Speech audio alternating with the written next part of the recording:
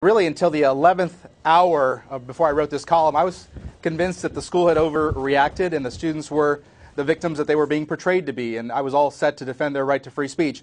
But then I read an item that was similar to the item that you just talked about, which is the Associated Press actually was one of the first groups to report that the students had been warned beforehand not to wear or wave any flag on clothing or bandanas or whatever.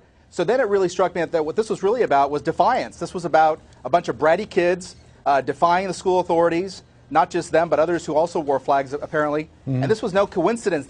These 5 kids, John, didn't just always get the spirit. All of a sudden, they spontaneously got the spirit to be patriotic all at once. That would be a heck of a coincidence. This was a conspiracy to go and stick their thumb in the eye of both the administration and the students. They wanted a reaction. They did to be provocative, and they got a reaction, so it all worked out. Let's bring Chris in here. Chris, are these students patriots or brats? Well, you know, you can call it defiance if you want, but there were some American patriots back in 1775, 1776 who were rather defiant toward British authorities. And you have to remember something about the First Amendment rights here.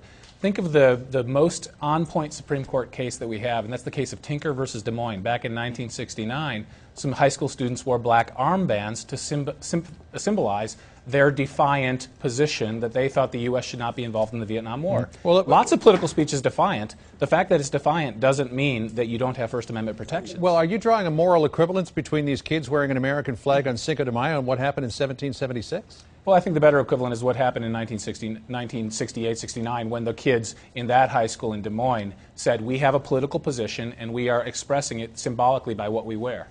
John, Chris is only telling part of the story, though. The other part of the Tinker decision is, that was, again, in 1969. Since then, all through the 1980s, you had in the Bethel case, in the Hazelwood case, you had the Supreme Court chipping away at that and basically giving more authority to the school system and to the school administrators. And I find it curious that conservatives, having cheered on that trend all those years, now have done a 180, to use your phrase, and now all of a sudden the school administrator is a Latino, the kids who are being oppressed are these white kids, and they flipped over and now they've changed their entire position.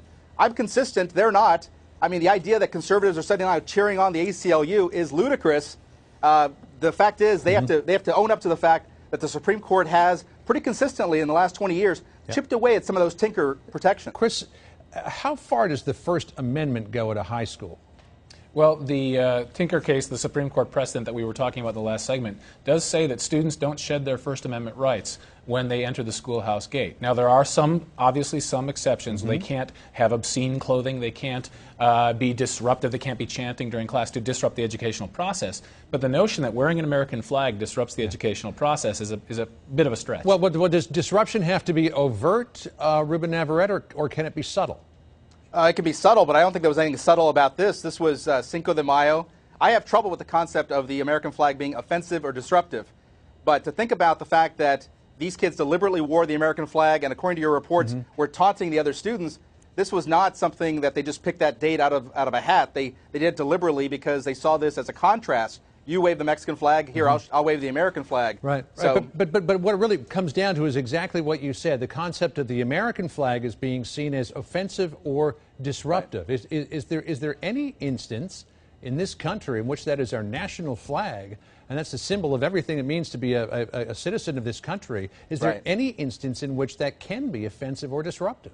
I have a tough time thinking of one. I think if you want to be technical about it, they shouldn't be wearing flags on T-shirts or on bandanas to begin with. I mean, the U.S. Code is pretty clear on that you're not supposed to be using the flag in these commercial enterprises that kind of way. You sell T-shirts that way. But, you know, I have a tough time, again, as an American-born U.S. citizen, a tough time imagining this. But I know a finger in the eye when I see one.